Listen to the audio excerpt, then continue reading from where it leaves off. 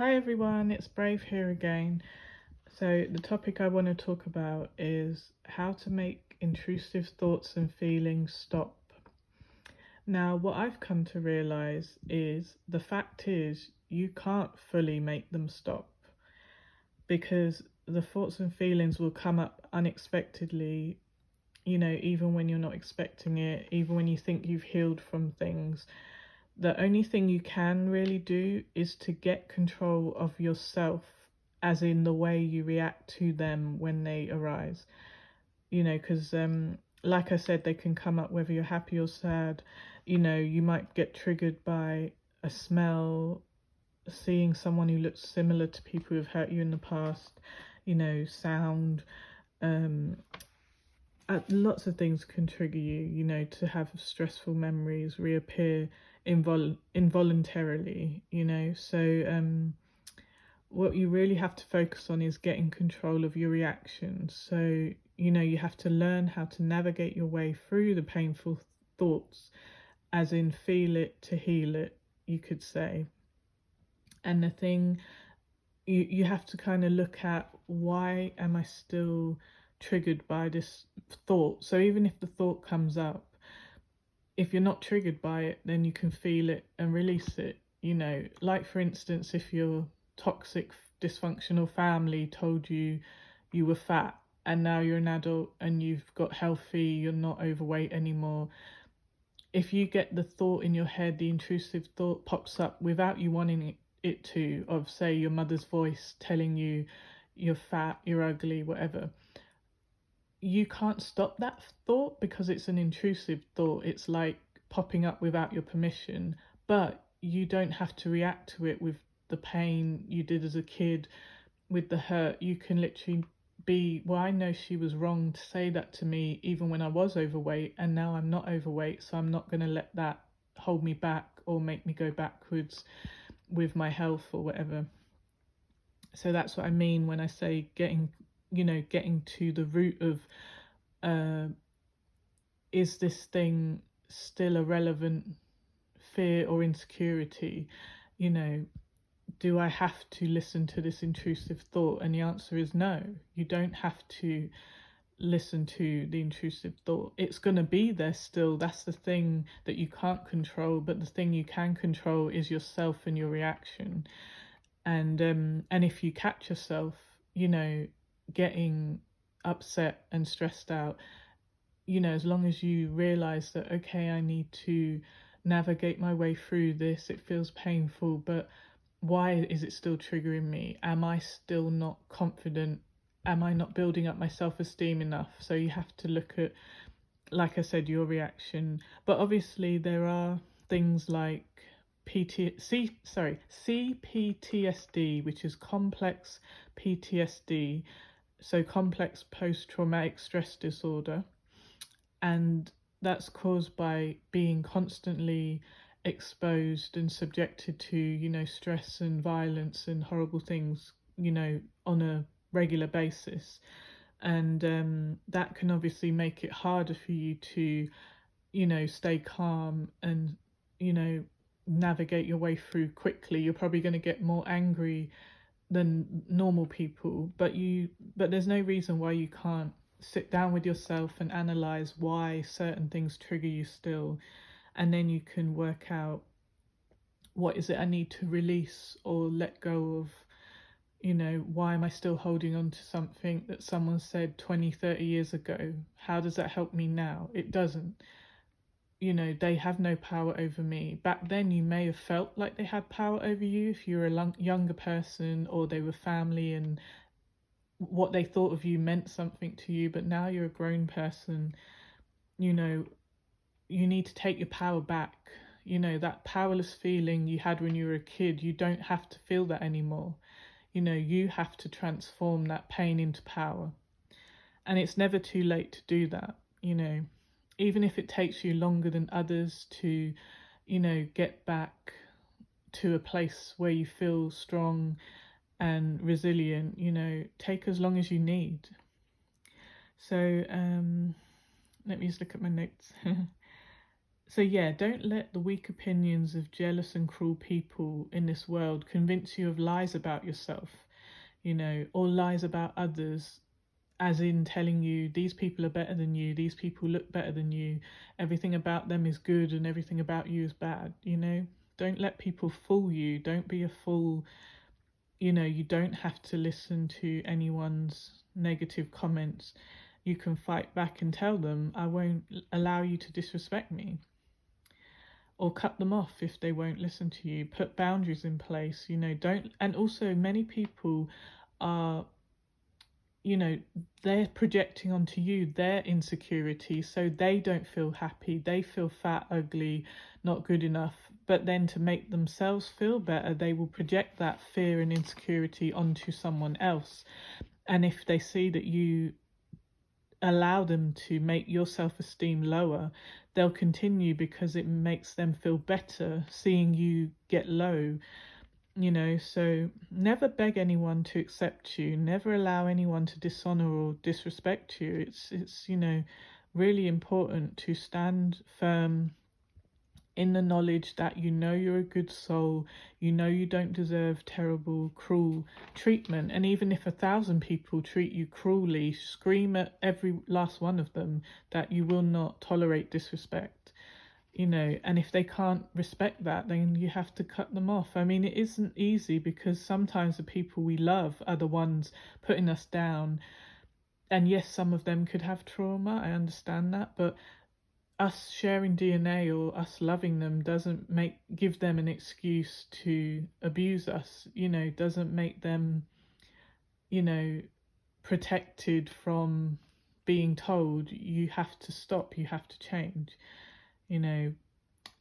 But it can be hard, because some people have narcissistic personality disorders, which mean, their behavior will always be negative and they may never change, because it is a disorder, almost like a mental illness. So, but yeah, the way you react to intrusive thoughts, and feelings, it really, something that you have to focus on you. So you can't stop the thoughts or the feelings coming up, because they can get triggered by a song, by, you might be happy and then suddenly you hear a song and it reminds you of something negative, and then all these old intrusive thoughts pop up, and you can't prevent them popping up, but you must work on controlling yourself and your reactions to them. So let me just check my notes.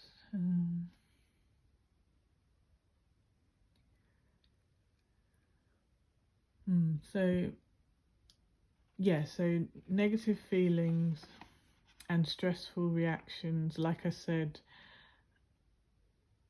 we're gonna always feel those. It's not easy to, get over traumatic things from the past. Like, for instance, when when you're feeling depressed, some depression is brought on by your situation. So when the situation improves, your depression goes away, because you've got out of that depressing situation.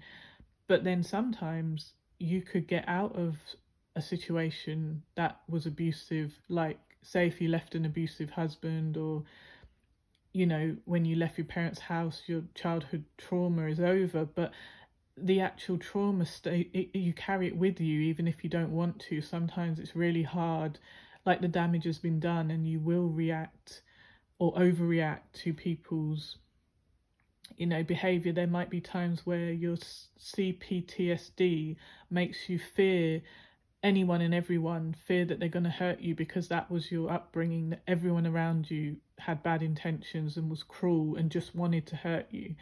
And so some people, you might, in order to get, like, you kind of feel like, I have to hurt them before they hurt me, or it's just inevitable, it's just a matter of time before they hurt me, I should just get away from them, not. So you might have instances where someone wants to get close to you, but you don't give them a chance to get too close, because the last time anyone was too close, or you loved them, they did terrible things to you or betrayed you. And yeah, so that, I understand how that can be, extremely hard. Like, I mean, even if you don't trust people, like, it's still, you can still have, relationships with people, but just always have a plan B.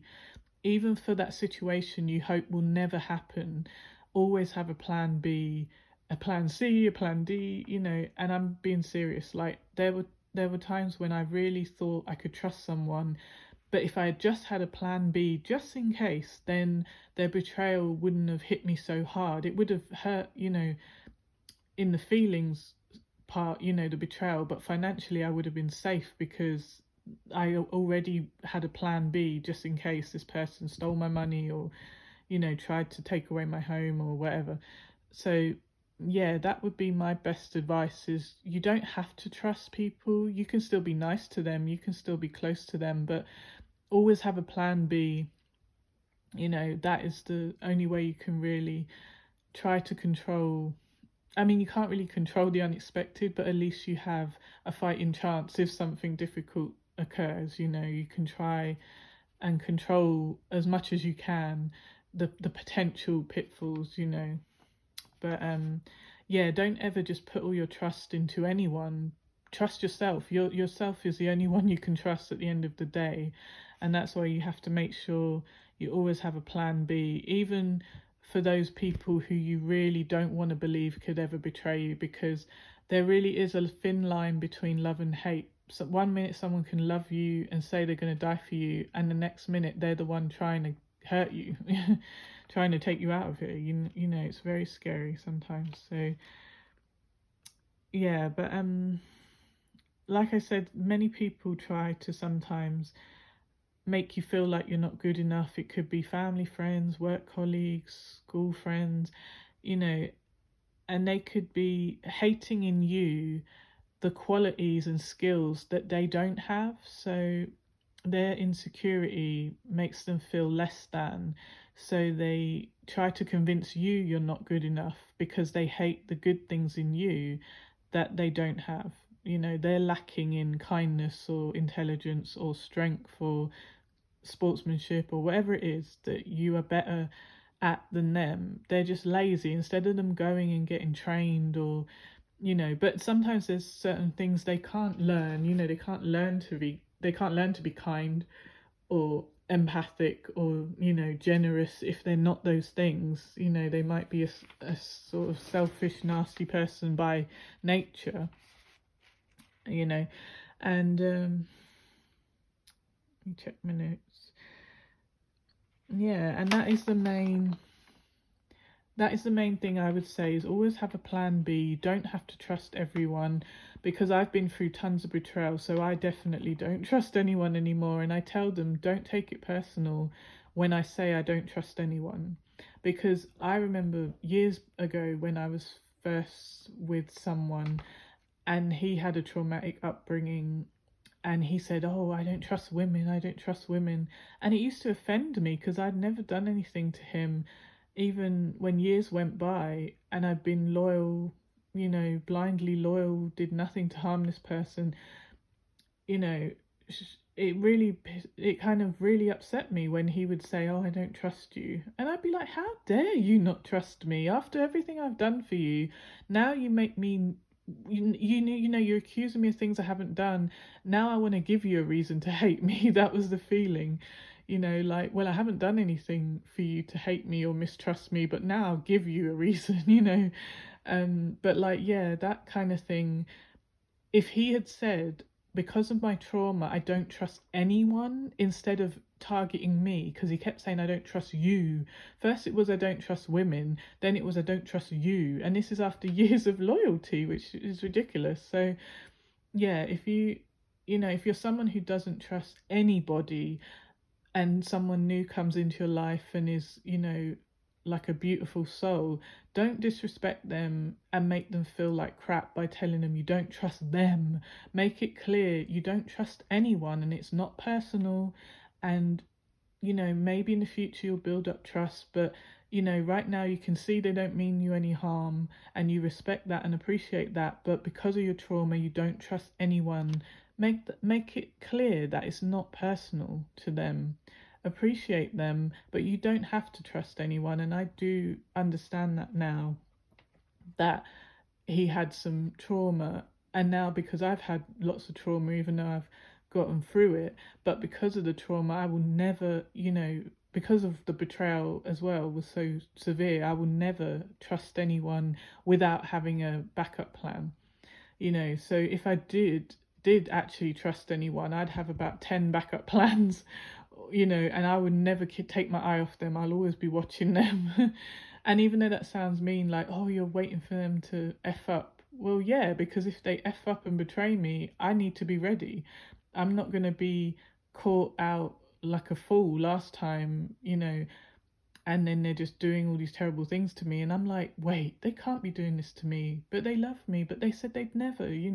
So, yeah, so it's very important to always have a backup plan. And that's it. So if you like anything on my channel, any of the videos you heard, like, share, and subscribe. And God bless everyone. I wish you love, peace, and protection. And bye for now.